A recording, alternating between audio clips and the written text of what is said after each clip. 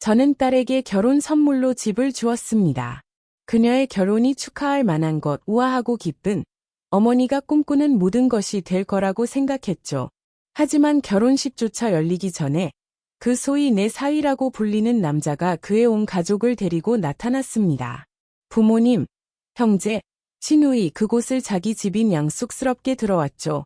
그리고 그들의 입에서 나온 첫 번째 말은 주인 방은 우리가 쓸 거야. 그녀는 집안일을 맡으면 되죠. 저는 그 자리에 서서 생각했습니다. 이건 결혼식인가? 아니면 습격인가? 그들은 제 딸을 신부로 보지 않았습니다. 그저 집안일을 하는 하녀로 봤죠. 하지만 그들은 곧 깨달았습니다. 너무 빨리 자만했고 너무 늦게 깨달았죠. 제 딸은 결코 발판이 될 사람이 아니라는 것을. 그들이 선을 넘자마자 저는 그들 중 한 명도 입을 열지 못하게 했습니다. 박서준, 제 딸의 남자친구는 항상 괜찮아 보였어요. 예에 바르고 서하진에게 배려심 있는 대부분의 부모가 조심스럽게 고개를 끄덕일 만한 남자였죠. 하지만 그의 가족은 완전히 다른 이야기였어요. 집도 차도 없고 결혼식에 대한 재정적 지원도 전혀 없었어요. 그의 부모는 시골의 요진 지역에서 농장 일꾼으로 일하고 있었죠. 그의 형과 형수는 도시에서 임시직으로 겨우 생계를 유지하고 있었습니다. 서재훈과 저는 처음부터 의심스러워했지만 서하진은 완전히 고집스럽게 사랑에 빠졌습니다. 그녀는 애원하고 간청하고 고집을 부리며 결국 우리는 굴복했습니다. 결혼 후 그녀가 힘들지 않도록 우리는 보스턴 요곽에 위치한 아름다운 집의 열쇠를 건넸습니다. 독립된 집으로 위에서 아래까지 완전히 리모델링 되었습니다.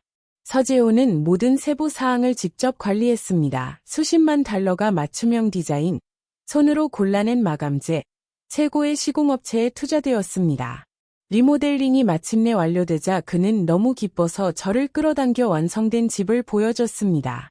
하지만 우리가 집 안으로 들어서기 전에 날카로운 목소리가 집 안을 울렸습니다. 아이고, 이 동네는 감옥이야. 모든 문이 닫혀 있잖아. 이웃들과 어떻게 인사하라고. 박서준, 그들에게 더 친절하게 하라고 전해. 그리고 그 정문은 뭐야? 금고처럼 생겼어. 철창과 자물쇠가 금을 지키는 것처럼. 친척들이 오면 밖에 서서 구걸하라고. 박서준, 그걸 부수라고 해. 그녀의 얼굴을 보지 않아도 알 수 있었다. 그 목소리는 다름 아닌 박서준의 어머니 김미정이었다. 내 피가 끓기 시작했다.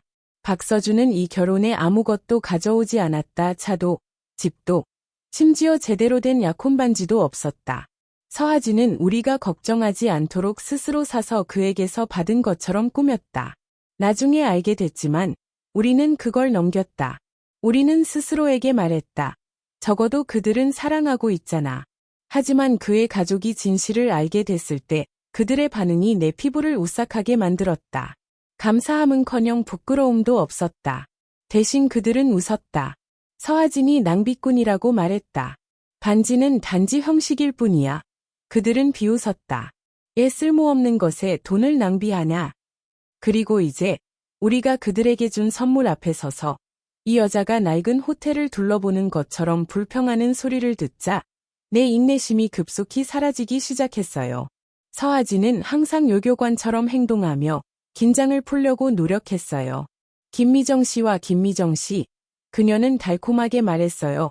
근처에 훌륭한 커뮤니티 센터가 있어요. 게임도 많고 사회 행사도 많고 사람들을 만나기 좋은 곳이에요. 김미정은 코를 찡그리며 말했다. 카드게임. 정말요? 우리가 카드게임을 한 번도 안 해봤다고 생각하세요.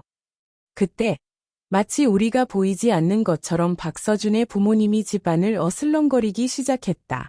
방을 들여다보고 서랍을 열고 가구를 검사하는 모습은 이미 그 집 주인인 것처럼 보였다.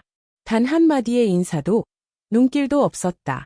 서하진은 얼어붙었다. 요요와 믿을 수 없는 상황 사이에서 평소 침착한 서재훈조차 완전히 당황한 표정이었다. 박서준은 내 얼굴이 어두워진 걸 눈치챘는지 급히 달려와서 불안하게 속삭였다. 다우슨 씨, 다우슨 부인, 제 부모님은 좀 시끄러우신 분이세요. 그게 그들의 말투예요. 하지만 정말로 서하진을 걱정하시는 거예요. 내가 한마디도 하기 전에 주인 방에서 큰 웃음소리가 울려 퍼졌다. 이 방은 정말 훌륭하네요. 박성민의 목소리가 울려 퍼졌다. 그 순간 나는 생각했다. 아마도 그들은 서하진을 위해 우리가 한 일을 드디어 인정하는 걸까? 그 희망은 내가 방에 들어서는 순간 사라졌다. 김미정이 새 침대에 여왕처럼 누워 있었어요. 다리를 꼬고 신발을 신은 채로요. 신선하고 깨끗한 시트는 그녀의 낡은 운동화에서 묻은 먼지로 이미 더러워져 있었어요. 그리고 바로 옆에는 박성민이 집안에서 담배를 피우며 가볍게 불을 붙이고 있었어요. 내가 막으려 하기 전에 그는 불타는 담배 끝을 나무 침대 옆 탁자에 눌러 껐다. 마치 싸구려 잿더리처럼 어두운 타버린 자국이 광택나는 나무에 퍼져나갔다. 서재훈은 이빨을 그렇게 세게 물어서 부러질 것 같았다. 서하진은 분명히 당황한 표정으로 박서준을 밀치며 눈으로 애원했다. 무슨 짓이든 해달라고. 하지만 박서준은 머리를 숙이고 어깨를 움츠리며 꾸중을 들은 아이처럼 행동했다. 단 한마디도 없었다. 반박의 말조차 없었다. 그리고 내가 무례함이 극에 달했다고 생각했을 때 박성민은 팔을 뻗으며 깊은 한숨을 내쉬고 말했다. 이 방은 완벽해. 빛도 좋고 전망도 좋네. 이 방으로 하자. 나는 거에 욕을 내뱉을 뻔했다. 순간적으로 내가 잘못 들은 줄 알았다. 귀가 나를 속이는 것 같았다. 하지만 아니었다. 그들은 내 딸의 집으로 들어와 한번 둘러보고는 주인방이 그들의 것이라고 결정한 것이다. 서재훈, 서하진, 그리고 나는 그저 서서 얼어붙었다. 말할 수 없을 정도로 충격이었다. 이건 혼란이 아니었다. 소통의 오류도 아니었다. 이것은 완전한 점령이었다. 박성민은 우리를 무시하듯 주인 방에서 걸어나와 작은 손님 방 중 하나를 향해 걸어갔다. 그는 방을 한번 둘러보고 호텔에 체크인하는 듯 고개를 끄덕이며 말했다. 이 방은 훌륭해. 우리 손자에게 딱이야. 그는 박서준을 향해 말을 이어갔다. 형에게 전화해. 그에게 계약을 해지하라고 해. 그와 윤지민은 박민재와 함께 즉시 이사 들어와. 그리고 이미 결정된 것처럼 덧붙였다. 집은 박현우 명의로 넘기면 박민재가 학교를 시작할 때 안정된 곳이 될 거야. 너와 서하진은 아이를 낳은 후에 돌아오면 돼. 그 전까지는 서두르지 마. 그게 전부였다. 내 안의 마지막 인내심이 끊어졌다. 입을 열려고 했지만 서재훈이 내 손목을 잡으며 머리를 살짝 흔들었다. 그는 서하진이 자신의 입장을 지키는지 보고 싶었던 것이다. 결국 지금 여기서 경계를 세우지 못한다면 이 가족과 장기적으로 어떻게 살아갈 수 있겠는가? 나는 숨을 깊이 들이쉬고 박서준을 돌아봤다. 우리가 한때 조심스럽게 받아들였던 예의 바르고 말솜씨가 좋은 젊은 남자. 이제 그는 실이 끊어진 인형처럼 머리를 숙이고 어깨를 움츠린 채 완전히 침묵하고 있었다. 하지만 서하진은? 그녀는 더 이상 참을 수 없었다. 그녀의 목소리가 얼음처럼 차가워졌다. 이 집은 부모님이 주신 선물이에요. 당신의 가족 전체를 위한 기숙사가 아니에요. 이 정도면 너무 지나치지 않나요? 공기가 얼어붙었다. 박성민의 얼굴이 어두워지며 코에서 연기가 새어나왔다. 그는 날카로운 목소리로 대답했다. 당신의 집. 그는 비웃으며 말했다. 당신이 이곳이 당신의 것이라고 정말로 생각하나? 이건 내 아들의 집이야. 즉, 우리 집이야. 그리고 결혼도 안 했는데 미래의 장인어른을 존중하지 않는 거야? 그는 방을 둘러보더니 코를 킁킁거리며 말했다. 박현우는 이 집이 반이나 비어있는데도 돈을 낭비하며 임대료를 내고 있잖아. 왜 그들이 이사 오지 못하겠어? 김미정은 즉시 끼어들며 날카롭고 경멸적인 어조로 말했다. 알아. 이건 내 결혼집이니까. 하지만 이건 좀 지나치지 않아? 이 넓은 저택에 두 사람만 사는 게 말이 돼? 그녀는 작은 방을 가리키며 말했다. 박민재가 여기서 사는 게 문제야? 너희는 아이도 없잖아. 왜 좋은 방을 빈 채로 두는 거야? 그러더니 마치 어떤 특혜를 주는 것처럼 덧붙였다. 우리는 당신을 이용하려는 게 아니에요. 사랑하는 사람아. 그냥 당신이 혼자 힘들게 살길 원하지 않아서요. 우리는 여기 와서 도와주고 지원하려고 왔어요. 고마워해야죠. 그리고 그녀가 말을 멈출 것 같았을 때 그녀는 서아진을 향해 돌며 얼굴에 미소를 지었다. 게다가 당신은 곧 내 며느리가 될 거야. 우리를 돌보는 건 당연한 일이지. 요리하고 청소하고 우리가 편안하게 지낼 수 있도록 하는 거야. 신부라고 해서 일을 게을리할 수 있다고 생각하지 마. 내 손이 주먹으로 쥐어졌다. 서아진의 손이 옆으로 떨리며 숨을 가쁘게 쉬었다. 그럼에도 김미정은 멈추지 않았다. 솔직히 말해서 그녀는 서아진을 한번 훑어보며 덧붙였다. 너를 보면 집안일에는 별로 안 맞는 것 같아. 스트레스 받지 말고 아빠에게 우리를 위해 가정부를 고용해달라고 요청하는 게 어때? 그 말이 결정타였다. 서아진의 몸이 완전히 경직되었다. 그녀의 눈에는 눈물이 고였지만 슬픔이 아닌 분노에서였다. 그리고 마침내 그녀는 폭발했다. 도시의 집을 원한다면, 당신의 모든 요구를 충족시켜줄 사람을 원한다면 당신이 직접 돈을 내라. 내 부모님이 당신에게 모든 걸 주길 기대하지 마. 방은 완전히 조용해졌다. 침묵이 너무 두꺼워 벽에서 공기가 빨려나간 것처럼 느껴졌다. 김미정의 얼굴이 분노로 일그러졌다. 박서준, 이 말을 듣고 있니? 이 여자가 내가 결혼할 여자야. 우리를 기생충처럼 말하는 거야? 그녀의 가족 돈이 우리보다 더 중요해졌어? 결혼한 부부는 모든 걸 공유해야 한다는 걸 모르니? 박서준은 얼굴이 창백해졌다. 그의 목소리가 공포에 휩싸여 높아졌다. 서아진, 그런 말을 할 수 없어. 내 부모님께 사과해. 하지만 서아진은 그를 향해 돌며 차가운 목소리로 말했다. 박서준, 만약 그게 정말 내 생각이라면 내 부모를 데리고 내 집에서 나가. 내 부모님이 이걸 나에게 주셨어. 너에게 준 게 아니야. 그들에게도 아니야. 박서준의 손이 번개처럼 뻗어 그녀의 손목을 잡았다. 서아진, 제발. 박서준은 차분히 들리려고 노력하며 말했다. 너는 항상 이런 작은 짜증을 내고 나는 항상 넘어가 주잖아. 내 부모님에게 적어도 조금이라도 존중을 보여줄 수 없니? 그녀는 그의 손에서 팔을 잡아당겨 빼내고 그를 완전히 등지며 어리석은 말에 더 이상 신경 쓰지 않았다. 김미정은 쓴웃음을 지었다. 박서준 같은 남자와 결혼하는 걸 감사히 여기라. 너희가 우리보다 나을 거라고 생각하나? 그녀의 목소리가 날카로워졌다. 너 자신을 봐라. 방종하고 특권 의식에 찌들고 무례하다. 솔직히 말해서 내 아들에게도 어울리지 않는다고 생각해. 그녀는 박서준 쪽으로 돌며 눈이 불타올랐다. 이제 알겠지? 그녀는 우리를 얕보는 거야. 도시의 교만한 사람들처럼. 하지만 서아진은 눈썹 하나 움직이지 않았다. 김미정의 시선을 맞추며 차분하고 평온한 목소리로 말했다. 우리는 아직 결혼도 안 했는데 이미 내 것이 아닌 걸 빼앗으려고 하니 그게 가족이 아니라 탐욕이야. 박서준은 이마를 문지르며 긴장한 표정을 지었다. 서아진, 그건 지나쳤어. 사과해야 해. 그때 박성민이 한 걸음 앞으로 나섰고 우리 쪽으로 연기를 천천히 내뿜었다. 그의 눈은 서재훈과 나를 고정시킨 채 조롱 섞인 목소리로 말했다.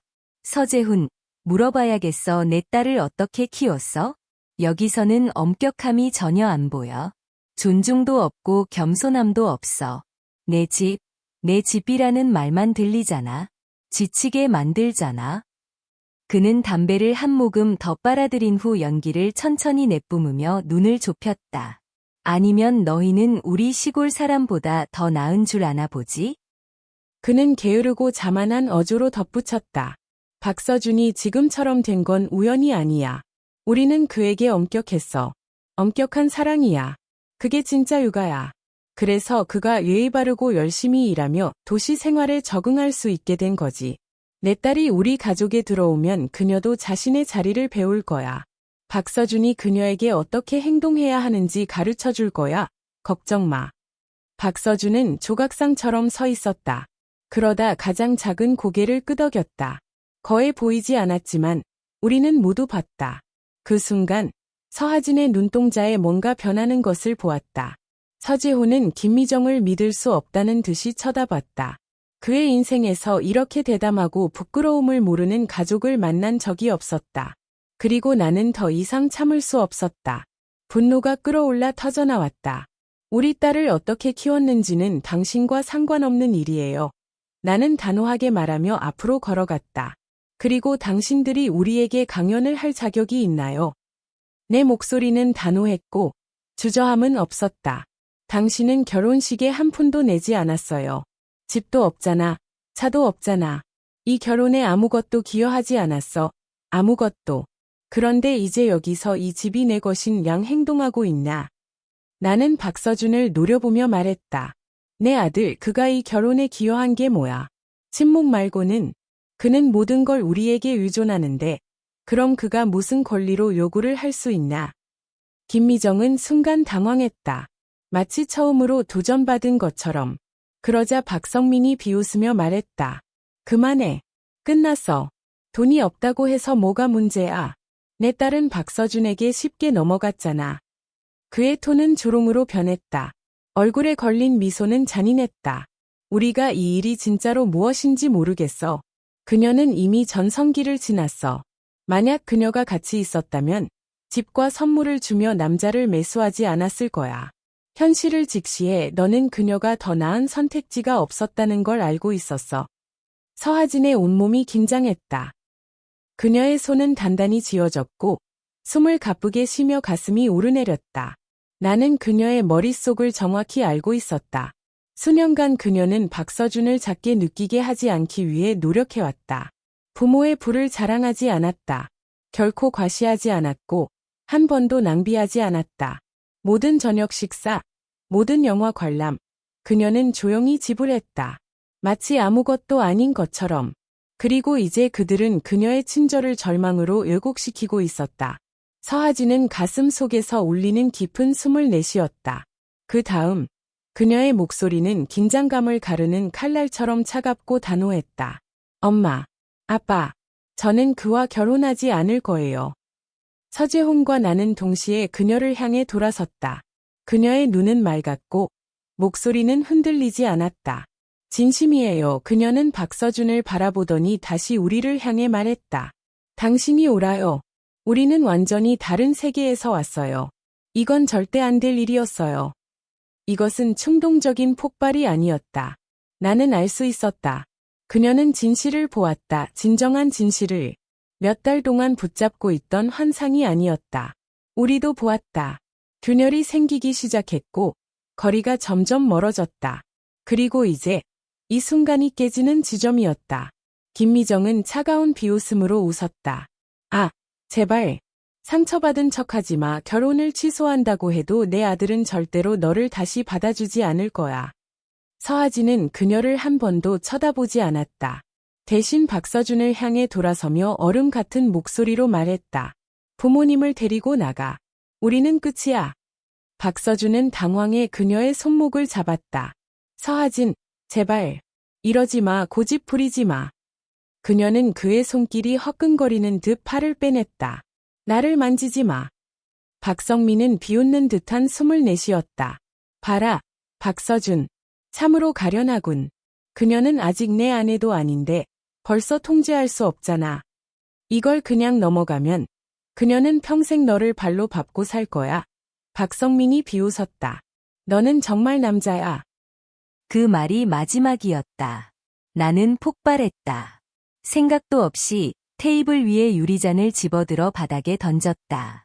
깨지는 소리가 집안을 울리며 날카롭게 울려 퍼졌고 그 뒤로 기이한 침묵이 공기를 가득 채웠다. 그때 서재훈이 움직였다. 순수한 분노의 포효와 함께 그는 앞으로 돌진해 박성민의 얼굴에 강력한 주먹을 날렸다. 그 한 방에 박성민은 휘청거리며 벽에 부딪혀 바닥에 쓰러졌고 숨을 헐떡이며 뺨의 깊은 멍이 이미 형성되기 시작했다. 김미정이 소리쳤다. 너 미쳤어. 그건 폭행이야. 서재훈은 박성민 위에 서서 낮은 목소리로 유협적으로 말했다. 한마디 더 하면 이 집에서 살아나가지 못할 거야. 박서준은 한치도 움직이지 않았다. 그의 얼굴은 창백하게 변해 있었다. 나는 앞으로 걸어갔고 처음으로 박서준의 눈동자에 두려움을 보았다. 그의 목소리가 떨렸다. 나는 그저 그녀가 내 부모님을 모욕했기 때문에 그랬어. 만약 그녀가 사과한다면 이 모든 걸 잊을 수도 있을 거야. 그가 말을 마치기 전에 서재훈의 손바닥이 박서준의 얼굴에 강하게 내려쳤다. 소리가 공기를 찢으며 울렸다. 박서준은 뒤로 휘청거리며 바닥에 쓰러졌고 뺨에 선명한 붉은 손자국이 피어났다. 그는 믿을 수 없다는 듯 그곳을 움켜쥐었다. 너 이 겁쟁이. 서재훈이 으르렁거렸다. 그건 서하진을 위한 거야. 내가 그들 앞에서 아무것도 하지 않고 서서 그녀에게 던진 모든 말에 대한 보복이야.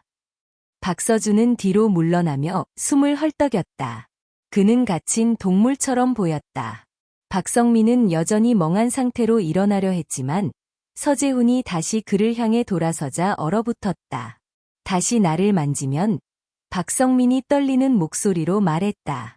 경찰을 부를 거야. 이 일로 너는 감옥에 갈 거야. 서재훈은 눈썹 하나 움직이지 않았다. 그는 그의 넥타이를 잡아당겨 바닥에서 끌어올렸다. 입을 닫아라. 박성민의 다리가 허공을 휘저으며 신발이 날아갔다. 그는 무력하게 발길질을 하며 소리쳤다. 놓아줘, 미친놈아.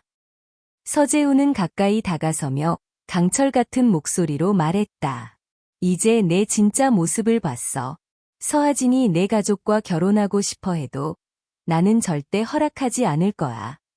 박성민은 떨고 있었다. 모든 오만함이 사라져버렸다. 서재훈의 손길이 더 강해졌다.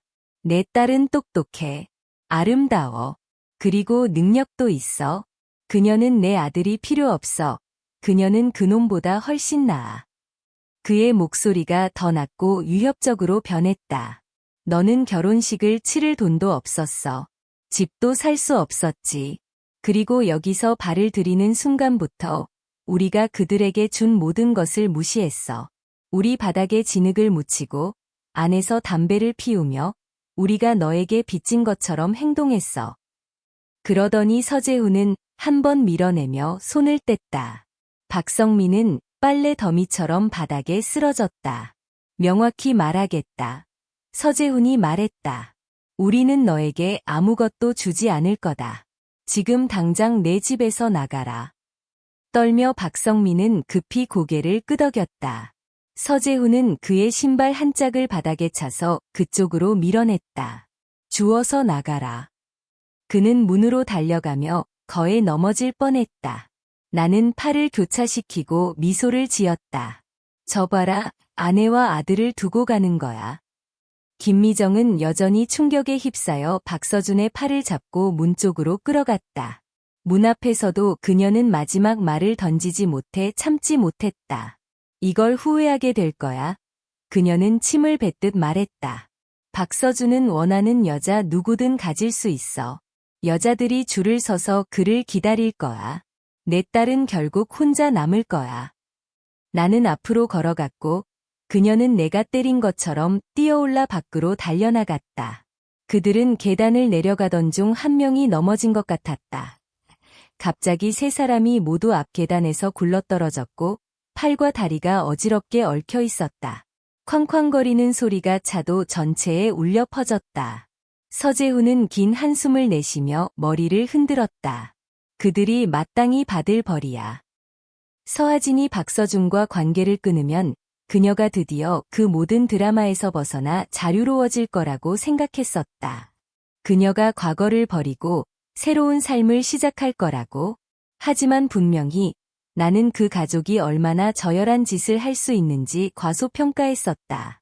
그날 저녁, 서하진은 일에서 돌아와 지친 모습으로 집으로 들어왔다. 그녀는 한마디도 하지 않았다. 단지 가방을 내려놓으며 깊은 한숨을 내쉬었다. 나는 미간을 찌푸렸다. 무슨 일이야? 말없이 그녀는 내게 휴대폰을 건넸다. 그가 실제로 이메일을 보냈어. 박서준. 그녀가 모든 앱, 모든 번호, 모든 플랫폼에서 차단한 그 남자. 어떻게든 그는 다시 돌아올 방법을 찾아냈다. 서재훈과 나는 화면에 가까이 다가가서 보았다. 제목은 단순했다. 서하진, 우리가 헤어졌으니 내가 갚아야 할 돈을 돌려주는 게 공평하지 않겠니? 서재훈의 눈썹이 치솟았다. 그에게 돈을 빌렸어? 서하진은 건조하고 쓴웃음을 지었다. 첨부 파일을 확인해. 우리는 파일을 열었고 내 혈압이 순간적으로 치솟았다. 그것은 스프레드시트였다. 모든 줄은 완벽하게 표시되어 있었고 모든 센트까지 계산되어 있었다. 그가 그녀에게 쓴 모든 것의 상세 내역, 화요일, 스타벅스 커피 2잔, $11 80센트 발렌타인데이 꽃, $20 지난 주말 우버 요금, $14 생일 기프트 카드, $200 요식 12회, 총 $1770, 균등 분담 그녀의 목, $885 줄줄이 이어지는 항목들. 마치 그녀가 어떤 사업 투자였고 그가 수익을 요구하는 것처럼. 그리고 아래에는 굵은 글씨로 적혀 있었다. 총액 $2897 36센트. 그 아래에 내가 너그럽게 해줄게. $2897만 보내면 서로 빚이 없게 하자. 서재훈과 나는 화면을 멍하니 쳐다보며 말문이 막혔다. 분노로 얼굴이 화끈거렸고 주먹이 무의식적으로 쥐어졌다. 이 남자는 부끄러움을 모르는 거야. 정말로 우리가 진실을 모른다고 생각했나? 거의 모든 저녁 식사, 영화관, 주말 여행 때마다 서하진이 신용카드를 꺼내냈어. 박서준은 우리 가족을 한 번만 대접했어. 그것도 그의 생일의 패스트푸드 식사였지. 서하진, 그녀는 그에게 최신 아이폰을 사주었다. $1200가 넘는 가격이었는데 반면 그녀의 생일에는 $200짜리 기프트 카드를 건넸다. 그리고 지난해 그의 아버지가 건강 문제로 병원에 입원했을 때 나는 $1500짜리 선물을 들고 병원에 갔었다. 이제 그가 그녀에게 청구서를 보냈다는 말인가. 그 무례함, 그 이메일은 거의 숨기지 않은 협박으로 끝났습니다. 만약 돈을 안 내면 당신의 직장까지 찾아가서 직접 해결할 수밖에 없을 거예요. 무슨 문제를 해결하라는 거죠? 이건 단순히 터무니없는 게 아니었어요. 비참했어요. 서하진의 사무실 엘리베이터 문이 열리자마자 뭔가 이상하다는 걸 느낄 수 있었다. 로비 근처에 사람들이 모여 수군거리며 입구를 가리키고 있었다. 공기는 긴장감으로 가득 차 있었고 모두가 생중계되는 사건을 지켜보는 듯했다. 그리고 그들은 거기에 있었다. 박서준과 그의 부모, 모든 것의 중심에 서 있었다. 박서준은 사라지고 싶다는 듯이 구석에 웅크리고 머리를 숙이고 있었다. 하지만 그의 부모님, 그들은 완전한 연기를 펼치고 있었다. 시위대를 이끄는 것처럼 목청껏 소리치고 있었다. 김미정의 날카로운 목소리가 로비를 찢어발겼다. 당신의 상사는 어디에 있나요? 매니저를 만나고 싶어요. 우리는 서하진을 만나러 왔어요. 그녀는 제 아들에게 돈을 갚지 않고 있어요. 직원들은 혼란스러운 눈빛을 교환하며 손으로 입을 가리고 속삭였다. 더 많은 사람들이 드라마에 끌려 모여들었다. 그리고 서하진과 내가 엘리베이터에서 나왔고 그 순간 소음이 갑자기 멈췄다. 모두의 시선이 우리에게 집중되었다. 김미정은 서하진을 즉시 발견하고 손가락을 들어 올렸다. 그녀의 목소리가 한 옥타브 올라갔다. 모두 들어라. 이 여자 당신들의 동료 제 아들과 1년 동안 사귀었어요. 그의 너그러움에 의존해 살았고 그가 힘들게 번 돈을 쓰게 했어요. 이제 헤어졌다고 갚지 않고 가려고 해요. 그게 공평해요. 속삭임이 다시 시작되었지만 이번에는 더 크게 들렸다. 잠깐, 그게 사실이에요. 누군가 속삭였다. 그녀가 부자라고 들었어요. 그녀의 아버지가 그라니트 그룹의 임원 아니에요. 그게 다 거짓말일 수도 있잖아. 다른 목소리가 속삭였다. 서하진의 얼굴이 붉어졌다. 그녀의 어깨가 떨리고 있었다. 그녀는 결코 절대 이런 수모를 당해본 적이 없었다. 항상 완벽했고, 항상 전문적이었고, 항상 존중받았다. 그리고 이제 단 한 번의 공개적인 공격으로 박서준의 가족은 그녀를 스캔들의 주인공으로 만들었다. 나는 앞으로 걸어 나가 그녀의 등에 손을 살며시 얹었다. 그녀는 살짝 움찔했지만 나는 속삭였다. 내가 처리할게. 나는 자세를 바로 잡고 팔을 교차시켜 김미정의 눈을 마주쳤다. 그 순간 그들의 자신감이 흔들렸다. 그들은 서재훈이 한 일을 기억했다. 그들은 내가 물러서지 않을 거라는 걸 알았다. 김미정은 다시 한번 자신을 부풀리려 했다. 우리는 공정한 것을 원할 뿐이에요. 당신의 딸이 제 아들에게 돈을 빚졌고 우리는 그 돈을 받으러 왔어요. 나는 머리를 기울이며 차분하고 차가운 목소리로 말했다. 아, 공연을 하는 거라면 명확히 하죠. 정확히 얼마나 빚졌나요? 김미정은 잠시 주저했다. 그러더니 몸을 굳히고 큰 소리로 말했다. 많이요. 엄청난 돈이에요. 정확히 얼마예요? 나는 목소리를 평온하게 유지하며 물었다. 그녀는 살짝 움찔했지만 곧 어깨를 펴고 거의 소리쳐 말했다. 2,897달러 36센트. 방 전체가 얼어붙었다. 완전한 침묵이 흘렀다. 그리고 웃음. 우리 주변에서 터져 나왔다. 잠깐, 뭐라고? 이 모든 일이 3,000달러도 안 되는 금액 때문에. 그녀가 그에게 수십만 달러를 빚졌다고 생각했어. 정말 36센트라고 했어. 누가 그렇게 세세하게 계산하냐. 속삭임은 웃음으로 변했다. 몇몇 직원들은 입을 가리며 머리를 흔들었다. 김미정의 얼굴이 무너져 내리기 시작했다. 하지만 박성민은 아직 끝내지 않았다. 그는 뒤에서 거대한 포스터 보드를 꺼내며 강연을 할 것처럼 말했다. 이게 바로, 그는 선언했다. 제 아들이 그녀에게 쓴 모든 것의 상세한 내역입니다. 커피, 영화 티켓, 저녁 식사 모든 것. 그는 항목을 하나씩 읽기 시작했고 법정에서 말하는 것처럼 큰 소리로 말했다. 하지만 그가 말할수록 상황은 더 악화되었다. 아, 진짜로 커피 한 잔씩 다 적었어? 누군가 중얼거렸다. 잠깐 발렌타인데이 꽃. 20달러. 진짜야. 또 다른 사람이 웃었다. 내 최악의 전 여자친구도 이 정도는 아니었어. 커피 한 잔씩 기록했어. 그게 예산 관리가 아니라 거의 강박적 수준이야. 그리고 박서준은 속삭였다. 저는 재정 계획을 세우기 위해 적어둔 것이지 사소해지기 싫었어요.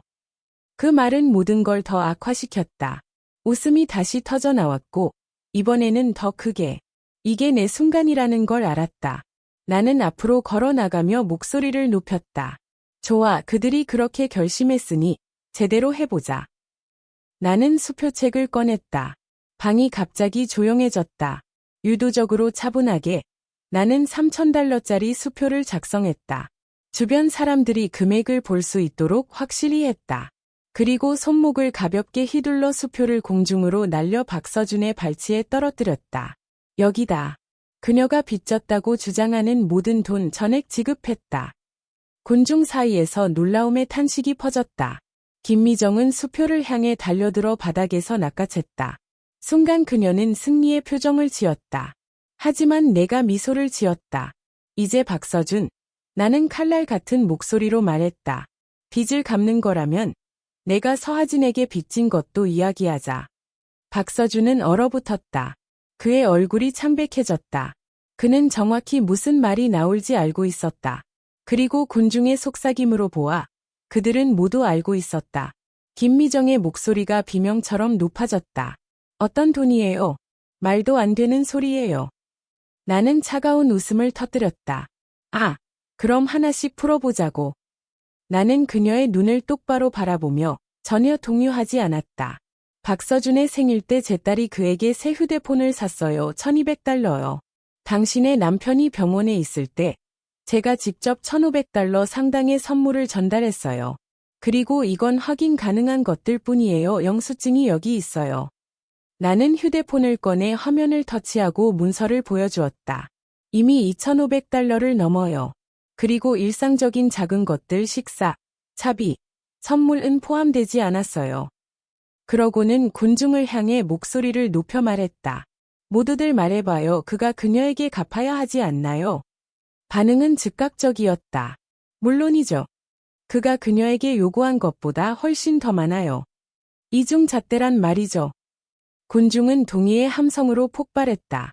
김미정은 움찔했다. 그들의 얼굴은 창백해졌고 자세는 경직되었다. 김미정은 남은 자존심을 붙잡고 소리쳤다. 너희가 지어낸 이야기야. 거짓말이야. 중상모략이야. 그때 서하진이 앞으로 걸어 나왔다. 그녀의 목소리는 소음을 뚫고 날카롭고 차분하며 단호하게 울렸다. 진실을 마주하고 싶지 않다면 괜찮아. 다른 곳으로 가자. 그녀는 박서준과 눈길을 맞췄다. 위층으로 가자. 당신 회사로. 그리고 당신의 사무실 밖에서 이걸 보여주고 서 있자. 당신의 동료들이 이 모든 걸 보고 싶어 할까? 박서준, 어떻게 생각하나? 그의 얼굴에서 혈색이 사라졌다. 그의 사무실은 우리 위층에 있었다. 숨을 곳은 없었다. 김미정의 얼굴이 분노로 일그러졌다. 너 이 배은망덕한 녀석. 그녀가 돌진했다. 손이 서하진의 얼굴을 향해 솟아올랐다. 하지만 나는 준비가 되어 있었다. 그녀가 움직이는 순간 나는 서하진 앞에 서서 그녀의 공격을 막았다. 내 목소리는 낮고 차분하며 단호했다. 그 손을 내려라. 방 안은 차가운 침묵에 휩싸였다. 김미정은 공중에서 멈춘 팔을 그대로 유지한 채 얼굴은 경직되고 충격에 휩싸여 있었다. 나는 눈도 깜빡이지 않았다. 움직이지 않았다. 그저 그녀를 노려보았다. 그리고 천천히 시선을 박서준으로 옮겼다. 너는 그녀를 모욕하러 여기 왔어. 하지만 내가 한 일은 남은 자존심 조각마저 파괴한 거야. 박서준은 바닥을 응시하며 침묵했다. 패배한 모습이었다. 나는 깊은 숨을 쉬고 방을 둘러보았다. 구경하는 군중이 아닌 서하진을 향해. 가자. 나는 부드럽게 말했다. 이 일을 그의 회사 관리팀에 보고하고 제대로 처리할 거야. 소리 지르지 말고 협박도 하지 마. 차분하고 전문적으로 해결하자. 우리는 한마디도 없이 돌아서서 엘리베이터 쪽으로 걸어갔다. 뒤를 돌아보지 않았다. 돌아볼 필요가 없었다. 이미 모든 것이 끝났기 때문이다. 몇 분 후 감독관이 도착했다. 표정은 예에 바르지만 혼란스러웠다. 누군가 설명해 주시겠어요? 그는 우리와 남아있는 군중을 번갈아 보며 물었다. 나는 차분히 박서준의 이메일을 내밀었다. 그가 대담하게 보내며 지불을 요구한 바로 그 이메일이었다. 우리는 논쟁하러 온 게 아닙니다. 나는 단호하지만 통제된 어조로 말했다. 공정한 해결을 위해 여기 왔을 뿐입니다. 그는 메시지를 스캔하며 제가 상황을 설명하자 이마를 찌푸렸다. 제가 말을 마치기 전에 그의 비서가 다가와 귀에 속삭였다. 감독관의 눈이 저를 향해 움직였고 그의 태도가 즉시 변했다. 실례합니다. 그라니트 앤드 컴퍼니의 돛은 부인인가요? 저는 고개를 끄덕이며 친절한 미소를 지었다. 네, 저입니다. 즉시 그는 자세를 바로잡았다. 그의 톤은 여전히 전문적이었지만 이제 사과가 섞여 있었다. 이 상황이 이 정도로 악화되어 진심으로 유감스럽게 생각합니다. 그는 말했다. 우리 회사는 전문성과 윤리적 행동을 가장 중요하게 여깁니다. 박서준과 이 문제를 논의하기 위해 개인적으로 이야기하겠습니다. 그 다음 그는 박서준을 향해 돌아섰고 그의 목소리가 단호해졌다. 박서준, 나는 진심으로 실망했습니다. 개인 경비 기록을 꼼꼼히 관리하고 이별 후 상환을 요구하며 다른 회사 사무실 앞에서 공공질서를 방해한 행동은 완전히 용납할 수 없습니다. 박서준은 얼굴이 창백해졌다. 그는 입을 열며 변명을 찾으려 했지만 저는 이 정도까지 될 줄은 몰랐습니다. 그냥 감독관은 그를 끊었다. 당신은 단순히 자신을 망신시킨 게 아닙니다. 우리 회사의 명성을 훼손했습니다. 이 일은 인사부에 보고될 것입니다. 박서준은 그 자리에 주저앉은 듯했다. 머리를 점점 더 숙이고 손은 불안하게 얽혀 있었다. 오만함과 자만감, 모든 것이 사라졌다. 나는 감독관에게 예의 바르게 고개를 끄덕였다. 감사합니다. 끝이었다. 서하진에게 돌아서서 떠나려 했다. 하지만 우리가 걸어 나가기 시작하자 날카롭고 날카로운 목소리가 공기를 갈랐다.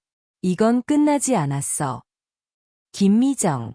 나는 멈춰서서 천천히 돌아보며 그녀를 차분하고 읽을 수 없는 시선으로 응시했다. 단 한마디도 하지 않았다. 말할 필요가 없었기 때문이다. 그 방에 있던 모든 사람은 이미 승자가 누구인지 알고 있었다. 몇 주가 지나자 삶은 어느 정도 정상으로 돌아왔다. 서하진은 다시 리듬을 찾았다. 일, 친구들과의 커피, 주말 요가. 그녀는 더 가벼워 보였고 독한 관계의 무게에서 벗어난 듯했다. 서재훈과 나는 암묵적인 합의가 있었다. 박서준이나 그날에 대해 언급하지 않았다. 상처는 아직 아물고 있었고 다시 열기 원하지 않았다. 그녀는 괜찮아 보였습니다. 적어도 우리 앞에서는요. 그녀는 모든 것을 깔끔하게 유지했고 질서정연했습니다. 하지만 그 한 밤이었습니다. 그녀는 테이크아웃을 들고 들어왔지만 그녀의 눈에는 뭔가 다른 것이 있었습니다. 슬픔이 아니라 불안정한 무엇이었습니다. 테이블을 차리면서 그녀를 슬쩍 보았습니다. 일 잘 됐어? 라고 가볍게 물었습니다. 그녀는 망설이다가 말없이 휴대폰을 내게 건넸습니다. 그가 다시 연락했어? 라고 그녀는 속삭였습니다. 화면에는 모르는 번호에서 온 메시지가 표시되어 있었습니다. 하지만 그 말들은 너무나도 익숙했습니다. 서하진, 내가 많이 생각했어. 내가 잘못했어. 부모님의 말을 듣지 않았어야 했어. 내 짜증을 너에게 풀었어. 지금은 아무것도 없지만 다시 시작하고 싶어. 또 한 번의 기회를 줄 수 있을까? 저는 긴 한숨을 내쉬고 그녀를 올려다보았습니다. 이게 세 번째야? 그녀는 고개를 끄덕였다. 답장 안 했어. 좋아. 내가 말했다. 침묵이 가장 명확한 대답이야. 그녀는 한숨을 쉬며 목소리에서 상처가 느껴졌다. 그냥 이해가 안 돼. 그가 정말로 미안해하는 걸까? 아니면 잃는 걸 싫어하는 걸까? 둘 다일 거야. 내가 말했다. 하지만 어쨌든 그건 더 이상 내 문제가 아니야. 그의 성장은 내 책임이 아니야. 그녀는 창밖을 바라보며 침묵했다. 그녀가 힘들어하는 건 사랑이 아니었다. 나는 알 수 있었다. 그것은 습관이었다. 누군에게 모든 것을 쏟아부은 후 그들이 결코 그만한 가치가 없었다는 것을 깨달은 후남은 감정적 잔여물이었다. 그리고 며칠 후 상황은 다시 악화되었다. 그날 저녁 그녀는 다른 표정으로 집으로 돌아왔다. 이번에는 슬픔이 아니라 더 차가운, 더 날카로운 것이었다. 그녀는 휴대폰을 카운터에 내려놓았다. 엄마, 이거 봐. 나는 그것을 집어들었다. 화면에 시선이 닿자마자 배가 뒤틀렸다. 소셜미디어 게시물이었다. 익명이었다. 부착된 사진은 흐릿했고 잘려진 동영상 클립들이 있었다. 모두 거짓 이야기를 만들기 위해 세심하게 편집된 것이었다. 캡션에는 이렇게 쓰여 있었습니다. 현실의 금전적 이익을 노리는 여자. 이별 후 전 남자친구에게 모든 걸 빼앗아갔어. 부유한 가족을 자랑했지. 이제 그녀가 그렇게 건드릴 수 없는 존재는 아니네. 그렇지? 천천히 통제된 분노가 가슴 속으로 퍼져나갔습니다. 누가 이걸 했는지 물어볼 필요도 없잖아. 그녀는 머리를 흔들었다. 계정을 추적할 수 없어. 하지만 클립을 봐. 사진을 봐. 그거 다 그의 거야. 자신을 잘라냈어. 가짜 계정으로 올렸어. 하지만 우리 둘 다 정확히 누가 했는지 알고 있잖아. 내 턱이 경직되었다. 이제 그가 이 지경까지 떨어졌어? 그녀는 천천히 숨을 내쉬며 얼굴에 피로가 역력했다. 그냥 넘어가고 싶었어. 왜 나를 놓아주지 않는 거죠? 나는 손을 뻗어 그녀의 손을 잡고 단단히 잡았다. 그가 당신에게 집착하는 게 아니에요. 그는 자신의 자아에 갇혀 있어요. 앞으로 나아가는 방법을 모르니까요. 그래서 그는 사람들을 뒤로 끌어당기기만 하는 거죠. 그날 밤 나는 옛 대학 친구, 지금은 유명 로펌의 변호사에게 전화를 걸었다. 다음 아침까지 우리는 명예훼손 내용을 즉시 삭제하도록 요구하는 공식 법적 통지서를 제출했다. 또한 퍼블리셔의 지적 재산권 정보도 보존해 달라고 요청했습니다. 향후 법적 조치에 대비해서였다. 또한 민사적 괴롭힘 신고서를 제출했다. 박서준의 행동은 이제 공식 기록에 남았다. 일시적으로 상황은 진정되었다. 하지만 박서준은 아직 끝나지 않았다. 일주일 후, 서아진은 우편으로 패키지를 받았습니다. 패키지 안에는 박서준이 손으로 쓴 편지가 들어 있었습니다. 편지의 톤은 후회, 자기 연민, 그리고 신중하게 선택된 향수로 가득 차 있었습니다. 그는 그들의 첫 데이트, 그녀가 그에게 미소 짓던 모습, 그의 병든 아버지를 돌보기 위해 밤을 새우던 날들 모든 문장이 그녀의 마음을 움직이도록 찡신하게 작성되었습니다. 하지만 마지막 몇 줄은 진정한 의도를 드러냈다. 당신이 완전히 떠나가는 것을 받아들일 수 없어. 너는 내게 남은 것이 아무것도 없다는 걸 알잖아. 너는 내 유일한 빛이었어. 만약 돌아오지 않는다면 내가 무슨 일을 할지 모르겠어. 이것은 사과가 아니었다. 감정적 협박이었다. 마지막 문장을 읽으며 내 표정이 굳어졌다. 망설임 없이 전화를 들어 변호사에게 전화를 걸었다. 보호 명령을 신청할 때였다. 그날 오후, 서아진과 함께 법원으로 갔다. 그녀는 벤치에 앉아 편지를 그렇게 세게 쥐고 있어 손가락 관절이 하얗게 변해 있었다. 엄마. 그녀의 목소리는 속삭임에 가깝게 떨리고 있었다. 제가 옳은 일을 하고 있다는 건 알아요. 그런데 왜 아직도 이렇게 지치게 느껴질까요? 저는 그녀의 어깨에 손을 살며시 얹었습니다. 당신은 지치지 않았어요. 당신은 치유되고 있는 중이에요. 그리고 그건 시간이 필요해요. 하지만 한 가지 분명히 알아두세요. 당신은 모든 것을 옳게 하고 있어요. 그녀는 천천히 숨을 내쉬었습니다. 그러고는 머리를 들어 제 눈을 마주쳤습니다. 그 눈동자에는 더 이상 망설임이 없었습니다. 그가 나를 다시 다치게 하지 않을 거야. 나는 미소 지었다. 그게 내 딸이야. 몇 주 후, 법원은 임시 접근 금지 명령을 공식적으로 승인했다. 법적으로 박서준은 이제 서아진에게 연락하거나 접근하는 것이 금지되었다. 우리는 모든 관련 증거를 그래니트 앤드 컴퍼니의 법적 부서에 제출했으며 미래에 어떤 일이 발생하더라도 모든 것이 기록되도록 했다. 이번에는 사과를 기다리지 않았다. 우리는 그에게 우리 삶으로 다시 기어들어올 기회를 단 한 번도 주지 않았다. 서아진은 마침내 자유로워졌다. 그녀는 더 이상 다른 사람의 기분에 따라 조심스럽게 행동하던 소녀가 아니었다. 끊임없이 사과하고 핑계를 대며 고칠 수 없는 것을 고치려 노력하던 여자친구도 아니었다. 그녀는 자신의 힘을 깨달았다. 그녀는 자신도 모르게 과거에 스스로에게 부과했던 경계를 넘어서는 과정을 이미 시작했습니다. 그녀는 일에 몰두했습니다. 집중력 있고 차분하게, 감정적 혼란에 휘둘리지 않고 여러 프로젝트를 동시에 진행하며 압박 속에서도 얼마나 강한지 증명했습니다. 그녀는 자신이 원하는 것을 알고 있었고, 더 중요한 것은 더 이상 필요로 하지 않는 것을 알고 있었습니다. 그 다음 지역 비즈니스 컨퍼런스가 열렸습니다. 그래니트 앤드 컴퍼니는 서아진을 고위급 산업 네트워킹 행사의 회사 대표로 선정했습니다. 그녀는 무대에 올라 당당히 서서 명확하고 자신감 넘치며 통찰력 있는 발표를 진행했습니다. 청중 경영진, 투자자, 산업 리더들은 집중해서 들었습니다. 그들은 동의의 표시로 고개를 끄덕였습니다.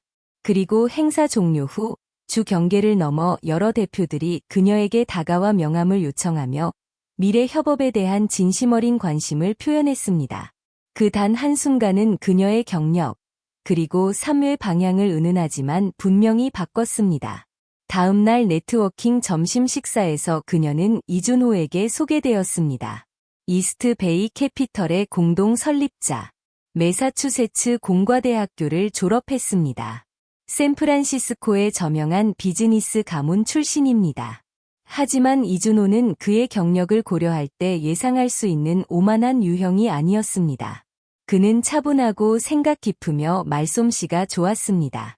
그들의 대화는 짧았습니다. 불필요한 잡담도 연락처 교환을 강요하는 것도 없었습니다. 단순히 자연스러운 대화 후 각자 자리를 떠났습니다. 그 후 일주일 후 서하진은 편지를 받았습니다. 손으로 쓴 편지였습니다. 드라마틱하지 않았습니다. 선언도 아니었습니다. 단순히 진심 어린 감사 편지였습니다. 그는 그녀의 발표의 강점을 칭찬했고 비즈니스 모델에 대한 깊이 있는 피드백을 공유했으며 그녀가 흥미로워할 것 같은 리더십과 전략에 관한 책을 포함시켰습니다. 그는 그녀에게 놀랐습니다. 진심으로 인상받았습니다. 나는 편지를 훑어보고 미소를 지었다. 어쨌든 이 사람은 이별 후에 청구서를 보내지 않았네. 서하진은 웃었지만 아무 말도 하지 않았다. 하지만 그녀의 표정에서 뭔가 달라진 것을 느낄 수 있었다. 조용한 편안함. 마치 오랜만에 숨을 쉬는 듯한 평화로움이었다.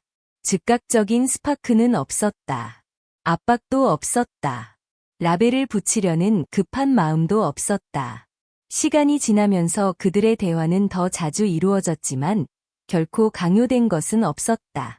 그들은 통차를 나누고 포럼에 참석하며 시장 동향에 대해 의견을 교환했고 가끔 커피를 마시며 트렌드를 논의했다. 그리고 어느 저녁 이준호가 그녀를 집까지 태워주던 중 차를 멈추고 그녀 쪽으로 몸을 돌렸다. 내가 너에 대해 어떻게 생각하는지 모르겠지만 그는 차분하고 진심 어린 목소리로 말했다. 너에게 알려주고 싶어. 너를 좋아해. 당신의 일이나 당신의 천재성이나 당신의 독립성 때문이 아니에요. 당신과 함께 있을 때 삶이 충만해져요. 진짜로 경험하고 싶은 것 같아요. 서하진은 당황했다. 그 순간을 예상하지 못했기 때문이었다. 이렇게 빨리, 이렇게 직접적으로. 그녀는 침묵 속에서 생각에 잠겼다. 그러다 천천히 고개를 끄덕였다. 미래가 어떻게 될지 모르지만 그녀는 부드럽게 말했다. 알고 싶어요. 그녀는 생애 처음으로 두려움 없이 관계를 시작했습니다. 거짓 없이, 숨기지 않고. 우리를 놀랍게도 이준호는 곧 서하진을 부모님께 소개했습니다. 이영수 부부는 친절하고 지능적이며 진심으로 환영하는 사람들이었다. 그들은 그녀의 개인적인 삶에 간섭하지 않았고 과거를 판단하거나 분석하지 않았다. 대신 서하진을 동등한 존재로 대했다. 능력이 있는 성인에게 주는 것과 같은 존중으로. 저녁 식사 때 이영수 부인은 직접 작은 디저트를 내어주며 따뜻하게 미소 지었다. 이준호가 누군가를 집에 초대하는 건 처음이에요. 그녀는 부드럽게 말했다. 제가 제대로 해야겠다고 생각했어요. 그날 저녁 늦게 이준호의 아버지는 서재훈을 조용히 불러냈다. 그녀는 정말 놀랍네요. 그는 말했다. 똑똑하고 침착하며 자신의 선택에 자신감이 있어요. 이준호가 그녀 같은 사람을 만나서 정말 기쁘네요. 은근한 시험도, 숨겨진 기대도, 인상하려고 하는 압력도 없었습니다. 단지 친절함 뿐이었습니다. 연결을 통제보다, 상호 존중을 권력 게임보다 중시하는 가족이었습니다. 그것은 박서준의 가족이 결코 아니었던 모든 것이었습니다. 그리고 처음으로 우리는 모두 그것을 볼 수 있었습니다. 명확히. 서하진은 마침내 안전하다고 느낄 수 있는 곳에 있었습니다. 그녀가 가치 있게 여겨지는 곳이었죠. 하지만 좋은 일은 쉽게 눈에 띄지 않습니다. 어느 오후, 온라인에 한 장의 사진이 유출되었습니다. 서하진과 이준호가 비즈니스 행사에 참석한 모습, 캡션에 그의 성이 태그되어 있었습니다. 그 이미지는 전문직 사회에서 빠르게 확산되었습니다. 그리고 곧 박서준이 그것을 보았습니다. 그날 저녁 서하진이 사무실을 나설 때 그녀는 정문 근처에 서 있는 그를 발견했다. 그의 얼굴은 창백했고 눈은 움푹 들어갔으며 표정은 믿을 수 없다는 것과 분노가 섞인 듯했다. 이게 전부야? 그는 가까이 다가오며 속삭였다. 그의 목소리는 낮고 분노로 가득 차 있었다. 나를 버리고 다른 남자의 품으로 달려갔어. 서하진은 움직이지 않았다. 그녀는 그를 똑바로 바라보며 말했다. 박서준, 가라. 너는 나를 의심할 권리가 없다. 그의 콧구멍이 벌름거렸다. 너는 이걸 계획했지. 나랑 있을 때 이미 그와 함께였어. 그녀의 목소리는 강해졌다. 강철처럼 단단하고 흔들리지 않았다. 그만둬. 나는 접근 금지 명령을 받았다. 만약 나를 따라온다면 경찰을 부를 거야. 박서준의 손이 주먹으로 쥐어졌다. 그의 턱이 굳어졌다. 그는 공격할 준비가 된 듯했다. 하지만 그때 주차장에서 다른 인물이 다가왔다. 이준호. 그는 차분한 걸음으로 앞으로 걸어왔다. 자세는 편안했지만 그의 존재감에는 무게가 실려 있었다. 말없이 그는 서하진 옆으로 걸어갔다. 당신이 누구인지 모르지만 이준호가 차분한 목소리로 말했다. 그녀에게 한 발자국이라도 더 다가간다면 내가 직접 경찰을 부를 거야. 박서준은 놀라 눈을 깜빡였다. 이준호가 다가온 것을 눈치채지 못했고 이렇게 맞서게 될 줄은 전혀 예상하지 못했다. 너가 새 남자친구야. 그는 비웃으며 말했다. 그의 목소리는 조롱 섞인 톤이었지만 불안으로 떨렸다. 너가 나보다 낫다고 생각하나?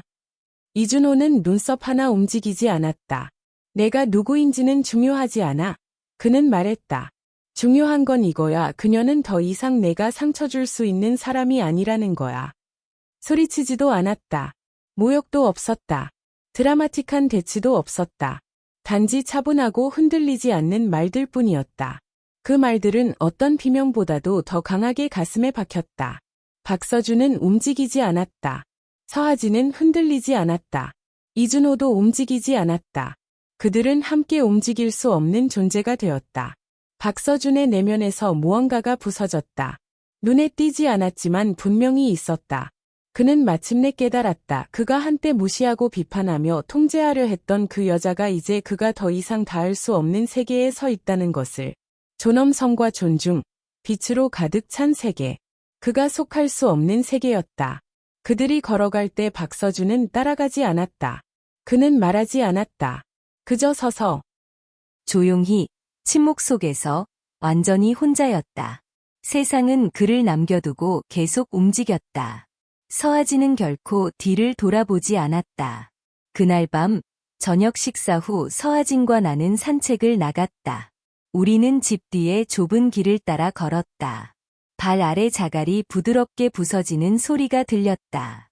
주변의 나무들은 저녁 바람에 흔들리며 그 그림자가 땅에 흔들렸다. 이곳은 그녀가 어릴 적 자주 방문하던 곳이었다. 그녀는 호수 옆에 매끄러운 돌 위를 뛰어다니는 것을 좋아했다. 그녀가 가장자리에 흔들릴 때마다 내 심장이 뛰었고 나는 그녀를 잡아주려고 그녀의 작은 재킷 소매를 잡았다. 이제 그녀의 걸음은 단단했다. 그녀의 눈은 집중되어 있었고 차분했다. 그녀의 움직임은 측정되고 안정적이었다. 물속에 뛰어들어 돌을 주우러 갔던 기억이나 그녀가 갑자기 물었다. 저는 미소 지었습니다. 물론이지. 너는 항상 각 돌이 특별하다고 말했잖아. 모두 집으로 가져가서 조심스럽게 씻어야 한다고. 그녀는 부드러운 웃음을 터뜨렸습니다. 그때는 세상 모든 작은 것이 소중해서 놓치고 싶지 않았어. 그녀는 생각에 잠겨 잠시 멈췄다. 이제 알았어? 어떤 것들은 마음속에 남겨두어야지 삶 속에 두면 안 되는 거야. 나는 그녀를 돌아보았다. 그녀는 더 이상 그 작은 소녀가 아니었다. 어려운 일이 생겨도 당황하지 않았다. 구원받을 필요가 없었다. 엄마, 그녀가 다시 말했다. 목소리가 더 부드러웠다. 사람들이 평생 쫓는 것이 무엇이라고 생각해요? 나는 즉시 대답하지 않았다. 대신 물결이 천천히 흔들리며 표면의 빛을 반사하는 물결을 바라보았다. 사람마다 다르다고 생각해요. 나는 결국 말했다. 하지만 나에게는 평화예요. 그녀는 눈썹을 치켜 올렸다. 행복이 아니에요? 나는 고개를 저었다. 행복은 복잡해요. 때로는 다른 사람이 당신의 삶이 어떻게 되어야 한다고 생각하는 것일 뿐이에요. 때로는 잠시 느껴지는 흥분일 뿐이에요. 하지만 평화. 그건 스스로 만들어가는 거예요. 그것은 주어지는 것이 아니에요. 그리고 한 번에 찾아오는 것도 아니에요. 그녀는 한동안 침묵을 지키며 내 말을 마음에 새겼다. 그러더니 호수 위를 스치는 바람처럼 부드러운 목소리로 말했다. 예전에는 누군가에게 사랑받아야 내 삶의 의미가 있다고 생각했어요. 하지만 아니에요. 제가 배운 가장 중요한 것은 자신을 사랑하는 법이에요. 그리고 그게 충분해요. 나는 고개를 끄덕였다. 그건 충분히 넘치죠. 그녀는 나를 바라보며 미소 지었다. 당신은 항상 이걸 알고 있었죠? 나는 대답하지 않았다. 그냥 그녀의 시선을 맞추고 있었다. 그 순간 그녀가 더 이상 나를 필요로 하지 않는다는 것을 깨달았기 때문이다. 그녀는 폭풍을 마주하는 법, 주변의 소리를 듣는 법, 그리고 어떤 목소리가 중요한지 선택하는 법을 배웠다. 우리는 호수 가장자리를 따라 나란히 걸어갔다. 앞쪽에는 몇 마리의 오리가 물 위를 게으르게 떠다니며 그들의 움직임이 부드러운 파문을 일으키며 하나씩 퍼져나갔다. 그리고 갑자기 깨달았다. 이 길은 우리가 수없이 걸어온 길이었다. 하지만 그때는 그녀가 항상 나에게 방향을 물었다. 이제 그녀는 그럴 필요가 없었다. 그녀는 혼자서 걸을 수 있었다. 하지만 가끔씩 그녀는 여전히 어머니의 손을 잡았다. 그리고 그걸로 충분했다. 나는 서하진이다. 그리고 오랫동안 나는 사랑이 모든 것을 이길 수 있다고 믿었다. 박서준을 처음 만났을 때 그는 조용했다. 내성적이었다.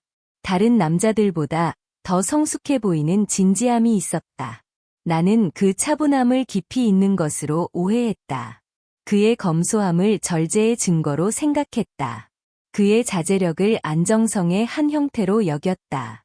친구들이 그가 단순히 인색하다고 조심스럽게 경고했을 때 나는 그걸 불공정한 판단이라고 생각했다. 첫 번째로 나를 저녁에 데려간 곳은 패스트푸드점이었다. 그는 메뉴에서 가장 싼 음식을 주문하고 말했다. 너무 많이 주문하지 마, 낭비야. 나는 미소 지었다. 괜찮다고 말했다. 그리고 그가 단순히 실용적이라고 스스로 설득했다. 그는 발렌타인데이에도 선물을 주지 않았다. 대신 디지털 결제 앱으로 $520를 보내며 메시지를 남겼습니다. 의도가 중요해. 그리고 하나님이 도와주시길.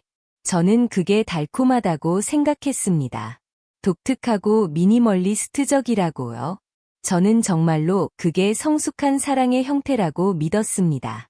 진실을 깨닫는 데는 너무 오래 걸렸습니다. 그의 실용주의는 논리로 포장된 이기심에 불과했다는 것을. 나는 결코 점수를 매기지 않았어요. 단 한 번도. 그의 생일에는 새 아이폰을 사줬어요. 내 생일이 되자 그는 $200짜리 기프트 카드를 건네며 내가 원하는 걸 사라고 말했어요. 그리고 진지한 표정으로 커플은 사랑을 돈으로 재지 않아야 해라고 덧붙였죠. 그리고 바보처럼 나는 고개를 끄덕였어요. 그는 차가 없었기 때문에 내가 운전했다. 그는 자신의 집이 없었기 때문에 상관없다고 말했다. 그는 반지를 살 수 없다고 했기 때문에 내가 직접 골랐다. 결혼날에 그를 놀라게 하기 위해 가장 친한 친구에게 사게 했다. 지금 돌아보면 내가 얼마나 눈이 멀었는지 믿을 수 없다. 그리고 그건 시작에 불과했다. 그의 집을 처음 방문했을 때 그의 어머니는 나를 거의 쳐다보지도 않고 차갑게 물었다. 요리할 줄 아세요? 내가 대답하기 전에 그녀는 덧붙였다. 도시 여자들은 부엌에 어울리지 않아. 하지만 분명히 말해두지만 우리 가족에서는 안 통할 거야. 나는 농담인 줄 알고 웃었다. 요리할 줄 알아요. 더 배우고 싶어요. 그녀는 웃지 않았어요. 그냥 머리를 천천히 끄덕이며 머릿속에서 뭔가 끔찍한 걸 확인하는 듯 했어요. 저는 만약 제가 충분히 친절하다면, 진심이라면, 그녀가 마음을 바꿀 거라고 생각했어요. 저는 그게 그녀의 끝없는 비판의 시작일 뿐이라는 걸 몰랐어요. 그녀는 제 옷차림을 조롱했어요. 너무 화려하다고 했죠. 그녀는 제 직업을 비웃었어요. 야망이 너무 강한 여성은 통제하기 어렵다고 했죠.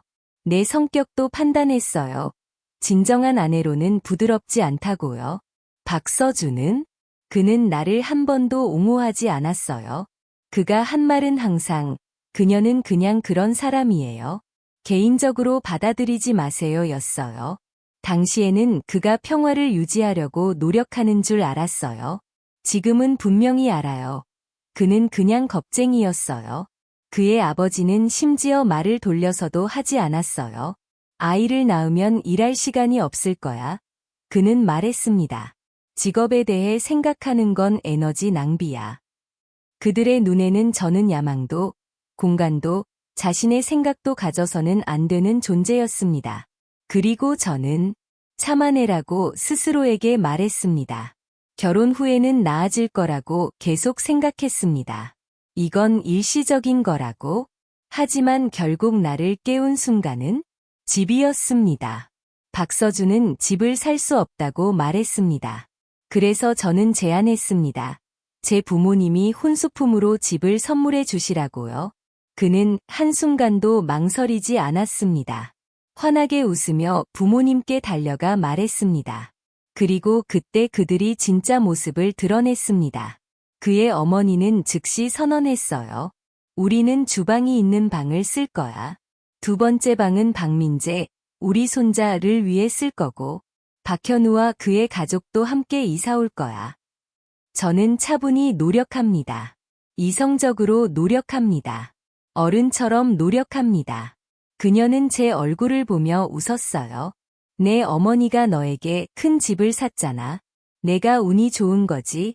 그녀가 말했다. 하지만 그게 내가 그 집에서 일어나는 일을 결정할 수 있다는 뜻은 아니야. 박서준은 그저 서서 침묵했다. 나중에 그를 대면했을 때 그는 나를 옆으로 끌어당겨 속삭였다. 그녀는 그냥 말하는 거야. 너무 심각하게 생각하지 마. 그때야 비로소 깨달았다. 나는 결코 그들의 며느리가 될 수 없었어요. 나는 자원이었어요. 집이었고, 은행 계좌였어요. 그들이 이용할 수 있지만 결코 받아들이지 않을, 존중하지 않을 편리한 외부인이었어요. 그리고 가장 어이없는 부분은 우리가 헤어지고 나서 박서준은 회사에서 거짓말을 퍼뜨렸어요. 그는 사람들이 내가 차가운 사람, 특권의식이 강한 사람, 물질주의자라고 말했어요. 그리고 그는 감히 나에게 청구서를 보냈어요. 그는 내가 낸 모든 커피, 모든 식사, 모든 우버 요금을 목록으로 만들었어요. 그는 나에게 $3,000를 갚으라고 요구했어요. 나는 웃었어요. 정말 크게 웃었어요. 자기 결혼 반지를 사서 준 여자가 이제 금전적 이익을 누리는 여자라고 불리는 거였으니까요. 그래서 전 금액을 송금했어요. 그에게 빚진 게 없었기 때문이 아니라 그 장을 닫고 싶었기 때문이에요. 문을 닫고 영원히 잠그고 싶었기 때문이에요. 그리고 그 후 그의 삶은 무너지기 시작했어요. 그는 직장을 잃었어요. 그의 가족의 명예도 손상되었어요. 그가 보낸 모든 이력서는 무시당했어요. 사람들은 그가 지쳐 보인다고 말했어요. 달코 다른 모습이었어요. 자신의 실수를 벗어나려고 노력하는 남자의 모습이었어요. 저는 모르겠어요. 왜냐하면 그때쯤에는 저는 더 이상 신경 쓰지 않았으니까요. 가끔 과거의 나를 떠올려요. 사랑을 위해 입을 다물었던 여자. 평화를 유지하기 위해 자신의 경계를 계속해서 넘었던 여자. 그리고 그녀를 기억하는 것은 아프다. 하지만 무엇보다도 나는 자유롭다. 왜냐하면 이제 이해했기 때문이다. 진정한 관계는 한 사람이 다른 사람의 부족함을 계속해서 메워주는 것이 아니다. 나는 그의 구원자가 아니었다. 나는 그의 가족의 재정 계획이 아니었다. 저는 떠났고 더 나은 삶을 살았습니다. 그럼 그는 자신의 탐욕에 휩싸여 있었습니다. 자신의 자존심에, 자신의 이기심에. 이것 바로 이 순간 제 가장 조용하고 강력한 복수입니다. 소리치지 않고, 울부짖지 않고, 원망하지 않습니다. 그가 결코 닿을 수 없는 삶을 사는 것뿐입니다. 이번에는 누구에게도 머리를 숙이지 않습니다. 이번에는 제 자신을 위해 전진합니다.